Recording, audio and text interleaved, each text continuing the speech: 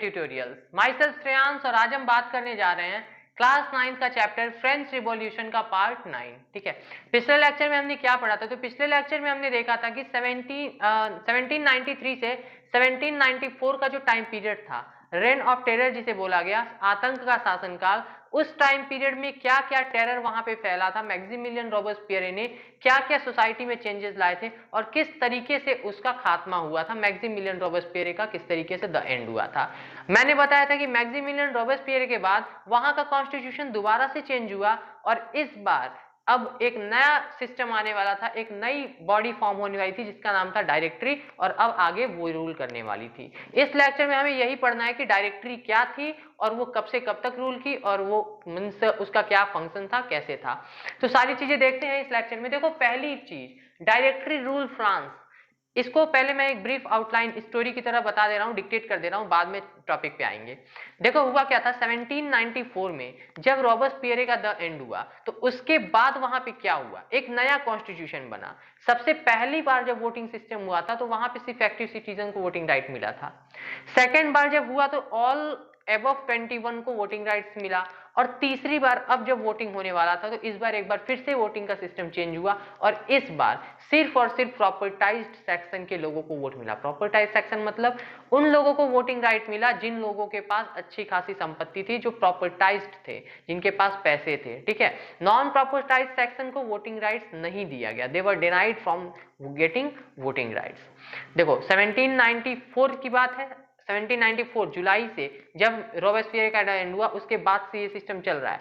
Constitution बना, voting rights वगैरह की सारी बातें हुई और फाइनली 2 नवंबर 1795 को, कब? 2 नवंबर 1795। डेट से बहुत ज्यादा पैनिक मत होना, टॉप चैप्टर में डेट शायद नहीं दिया हुआ है, मैं एक्स्ट्रा बता रहा हूं, याद हुआ तो ठीक, नहीं याद हुआ तो ऑल द बेस्ट। ठीक है, क्या है 2 नवंबर 1795 को फाइनली वहां पे डायरेक्टरी बनी थी। अब डायरेक्टरी बनी थी मैंने बता दिया, पर डायरेक्टरी थी क्या? तो डायरेक्टरी एक तरीके की एग्जीक्यूटिव बॉडी थी। देखो पहले क्या था, अभी तक जैकोबिन्स क्लब के सिस्टम में क्या था, कॉन्स्टिट्यूशन तो बन गया, कॉन्स्टिट्यूशन के अंडर में एक कोई रहेगा लीडर, वो काम करेगा, लेकिन उससे हुआ क्या था, पावर तो एक ही हाथ में चली गई थी, मैक्सिमिलियन रॉबर्स के हाथों में चली गई थी, मैक्सिमिलियन रॉबेस्पियर के, और वो इसको गलत तरीके से इस्तेमाल कर रहा था। तो उससे इन लोगों को एक सीख मिली कि पावर जो है एक हाथ में नहीं होनी चाहिए, तो इसलिए इस बार जो मेन लीडर बना उसमें 5 मेंबर्स को लिया गया। ठीक है, तो डायरेक्टरी क्या थी, ये एक एग्जीक्यूटिव बॉडी थी, न्यायपालिका नहीं, वो कहते हैं कि जो भी नियम है, ठीक है, उसको लागू करवाने के लिए एग्जीक्यूटिव बॉडी जो होती है, लॉ को इन्फोर्स करने के लिए, ठीक है, नियम को अच्छे से पालन करवाने के लिए सोसाइटी में जो एग्जीक्यूटिव बॉडी बनती है उसको एग्जीक्यूटिव बोलते हैं। और वो यहाँ पे जो अब बना था एग्जीक्यूटिव बॉडी, उसमें 5 मेंबर्स थे। तो डायरेक्टरी क्या था, directory was a executive made up of 5 members. ठीक है, अब देखो एग्जीक्यूटिव के बारे में एक छोटी सी डिटेल और बताता हूं। एग्जीक्यूटिव 3 पार्ट्स में डिवाइडेड था। क्या? एक था आपका डायरेक्टर, डायरेक्टरी था जो मेन बॉडी, और इसके नीचे 2 था। क्या 2 था? तो एक था काउंसिल ऑफ 500 और दूसरा था काउंसिल ऑफ एंशिएंट्स। ठीक है, काउंसिल ऑफ 500 और काउंसिल ऑफ एंशिएंट्स, इसमें से एक का काम था, जो काउंसिल ऑफ 500 था, इसका काम था लॉ बनाना, जो भी लॉ वगैरह इन्फोर्स करना है वो लॉ वगैरह को प्रपोज करना, लॉ बनाना नहीं, लॉ वगैरह को प्रपोज करना। और दूसरे वाले का काम था इनको बेसिकली अपॉइंट करना। ठीक है, काउंसिल ऑफ एंशिएंट्स का ये अलग का टॉपिक है, ये सब भी आपके चैप्टर की बात नहीं है, बस डायरेक्टली समझने के लिए बता रहा हूँ। डायरेक्टली क्या था, तो 5 मेंबर्स का एग्जीक्यूटिव बॉडी था। ठीक है, अब 2 नवंबर 1795 को डायरेक्टरी बन के तैयार हो गया। अब इस दिन से आगे जो रूल होगा वो डायरेक्टरी के द्वारा रूल होगा। ठीक है, देखो अब डायरेक्टरी रूल करने लगी, लेकिन डायरेक्टरी में क्या था, एक डायरेक्टरी थी और नीचे 2 पार्ट्स में डायरेक्टरी बटी हुई थी, 2 लोगों के कंट्रोल में डायरेक्टरी चलती थी। डायरेक्टरी के पास क्या पावर था, सिर्फ और सिर्फ लॉ को इन्फोर्स करना, बाकी कोई और पावर डायरेक्टरी के पास नहीं था। तो अक्सर ये होता था कि डायरेक्टरी और जो नीचे की काउंसिल है, लेजिस्लेटिव काउंसिल, जो 2 पार्ट्स में बटी थी, इन दोनों में अक्सर कॉन्फ्लिक्ट हो जाता था, झगड़े हो जाते थे किसी भी चीज को लेके। इससे क्या हुआ कि जो डायरेक्टरी की जो स्टेबिलिटी है ना, वो डिसबैलेंस हो गई। अब डायरेक्टरी स्टेबल नहीं रह गई, बहुत ज्यादा उसमें कॉन्फ्लिक्ट्स आने लगे। और इसी के साथ और कुछ चीजें हुई थी। डायरेक्टरी जब फॉर्म हुई थी ना, तो उस टाइम अगर डीप एनालिसिस करोगे तो देखोगे कि उस टाइम सोसाइटी में भी बहुत सारी चीजें हुई थी। फसलें बहुत ज्यादा बर्बाद हो गई थी, मीन्स इकोनॉमिक क्राइसिस भी आने लगी थी, जिससे वहां की पब्लिक जो थी वो अब ये डायरेक्टरी जो थी वो उस तरीके से कोप नहीं कर पाई थी जैसे उसको संभालना चाहिए सिचुएशन। तो वहां की जो पब्लिक थी वो डायरेक्टरी से नाराज हो रही थी, और ये भी एक सिचुएशन था डायरेक्टरी के फेल होने का। और दूसरा, एक तो ये हो गया आउट ऑफ पॉइंट की बात है। दूसरा मेन रीजन क्या था कि डायरेक्टरी जो थी वो अनस्टेबल हो गई थी, ठीक है, उसमें बहुत ज्यादा कॉन्फ्लिक्ट होते थे। तो डायरेक्टरी अनस्टेबल होने की वजह से फाइनली जो है डायरेक्टरी फेल हो गई, और डायरेक्टरी फेल होने के बाद वहां पे दोबारा से मिलिट्री का पावर आ गया। मिलिट्री का जो लीडर था वो पावर में आ गया, उसका बहुत ज्यादा रोल आने लगा। और मिलिट्री के लीडर में जो सबसे पावरफुल लीडर था वो था नेपोलियन बोनापार्ट। वो बहुत सारे वार्स जीता था, बैटलफील्ड पे बहुत सारे मेडल्स वो जीता था, जिसकी वजह से वो सबसे ज्यादा जाना और पहचाना जाता था। तो ये इसके पास सबसे ज्यादा पावर था, और ये फ्रांस में आ गया। कब आया? तो ये आया था 9 नवंबर 1799 को। दो चीजें सीखे क्या? पहला, 2 नवंबर 1795 को डायरेक्टरी फॉर्म हुई। 9 नवंबर 1799 को नेपोलियन फ्रांस में आया। लेकिन 10 नवंबर 1799 तक माना जाता है कि डायरेक्टरी का रूल चला। तो डायरेक्टरी कब से कब तक चली? 2 नवंबर 1795 से 10 नवंबर 1799 तक, ठीक है। और 10 नवंबर 1799 के बाद ऑनवर्ड किसका पावर चला? तो वो था नेपोलियन बोनापार्ट, ठीक है। नेपोलियन बोनापार्ट क्यों आया, उसको कैसे मौका मिला आने का, क्या रीजन था? तो वो था डायरेक्टरी का इनस्टेबिलिटी। डायरेक्टरी अनस्टेबल हो चुका था, उसमें बहुत ज्यादा कॉन्फ्लिक्ट होता था। पूरी कहानी मुझे लगता है समझ गए होंगे। एक बार फिर से टॉपिक से देख लेते हैं कि क्या यहाँ पे लिखा हुआ है। देखो, सबसे पहली point, directory rule France. Directory कब से कब तक फ्रांस में रूल की? तो आफ्टर 1794, जुलाई 1794 के आगे जो रूल हुआ फ्रांस में वो डायरेक्टरी के द्वारा हुआ था। डेट आपको बता दिया, 2 नवंबर 1795 से 10 नवंबर 1799 तक, ठीक है।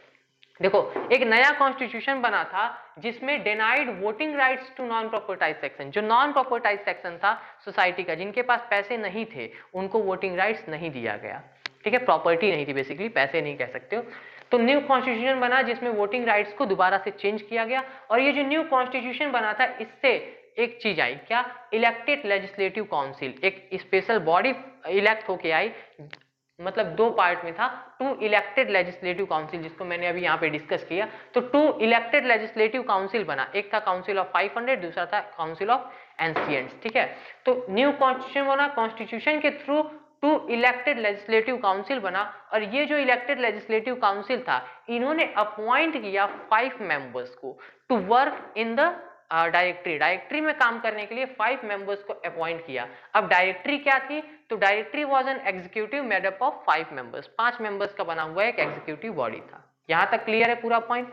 अब देखो, डायरेक्टर्स जो थे, डायरेक्टर्स मतलब जो डायरेक्टरी के मेंबर्स थे, उन्हें डायरेक्टर्स बोला जा रहा है। डायरेक्टर्स जो थे उनका अक्सर क्लैश हो जाया करता था लेजिस्लेटिव काउंसिल के मेंबर्स से, क्योंकि ये अपॉइंट होते थे, लेजिस्लेटिव काउंसिल उनको अपॉइंट करता था, तो लेजिस्लेटिव काउंसिल उनको कंट्रोल भी करता था। तो अक्सर होता था कि क्लैश हो जाता था, क्योंकि इसमें भी 5 मेंबर्स हैं, तो क्लैश हो जाता था कुछ अनबन होने की वजह से। अब क्लैश जब होता था तो लेजिस्लेटिव काउंसिल हमेशा शाउट करता था कि हम आपको डिसमिस कर देंगे, क्योंकि जो भी मेंबर्स थे डायरेक्टरी के, उसे कौन अपॉइंट करता था?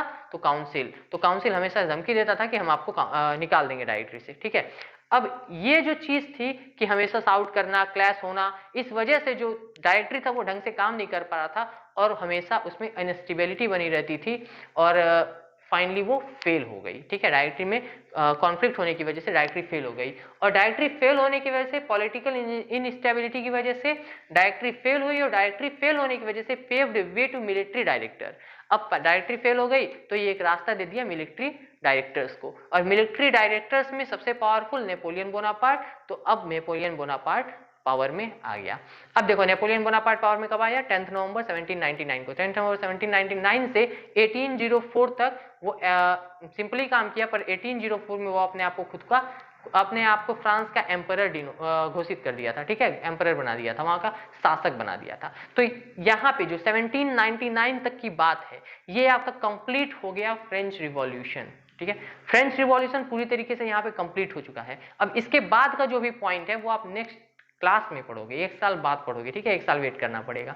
अगर पढ़ना है तो अभी भी पढ़ सकते हो 10th का वीडियोस वगैरह देख के, लेकिन क्या है कि ये आपके 10th का जो चैप्टर है rise of nationalism in Europe, इसके बाद की स्टोरी वहाँ पे है, ठीक है। तो यहाँ पे सिर्फ 1799 तक की बात है, बाकी आगे आप इतना जान लो कि 1804 में वो अपने आप को एम्परर बनाया और 1815 में फाइनली इसका खत्म हो गया था सारा, ठीक है, इसका जो पावर था वो खत्म हो गया था। अब देखो फ्रेंच रिवॉल्यूशन की पूरी स्टोरी यहाँ पे द एंड हो गई। अब आगे अभी हमारा 3-4 टॉपिक बचा हुआ है, उसमें क्या पढ़ना है, तो उसमें हम इसके कुछ स्पेशल फीचर्स के बारे में पढ़ेंगे कि वहाँ पे जो गुलाम लोग थे, स्लेव लोग थे, उन लोग की क्या सिचुएशन थी, वुमेन्स की क्या सिचुएशन थी, ठीक है, ये सारी चीजें हम अब आगे पढ़ेंगे। तो यहाँ तक फाइनली खत्म हो चुका है हमारा फ्रेंच रिवॉल्यूशन, ठीक है। तो आज के लिए बस इतना ही, मिलते हैं नेक्स्ट एपिसोड में, तब तक के लिए गुड बाय, थैंक यू।